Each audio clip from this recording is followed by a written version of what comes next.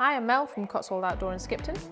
This is the Scarpa Cyrus GTX. Almost full leather outer with a Gore-Tex lining. Nicely DWR'd, so you're going to get really great protection from the elements. Not a particularly deep lug, but quite a grippy sole unit nonetheless. It's not Vibram, but it is a nice rubber compound that's going to wear fairly well as being fairly grippy. A decent amount of EVA midsole cushioning there.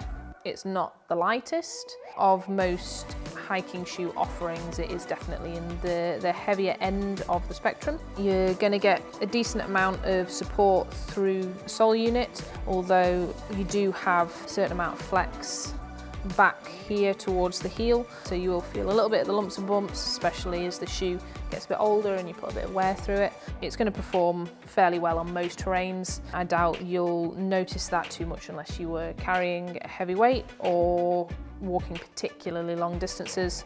The leather upper does have quite a bit of stitching, so you're going to want to make sure you do maintain it, because those are the points that a shoe will go if you don't give it a clean after you've been walking on the moors and the brackish water has got to sit in it and starts rotting away at your stitching and your fabric. But a low amount of care, quick rinse, a little bit of cleaning gel from a product like Nick Wax or Granger's, and it's a shoe that will last you a good long while and will be quite sustainable. A Nubuck leather outer like this does have the added benefit of, if you do maintain it using conditioner or proofing wax, it's going to have a more solid DWR that you don't have to maintain quite as often as you would on a synthetic or fabric upper. We are often asked in store how often you should clean, proof, condition all types of different shoes. Unfortunately, there is no simple answer. It very much depends on how much use you put through the shoe. But there are a couple of indicators that you can look out for.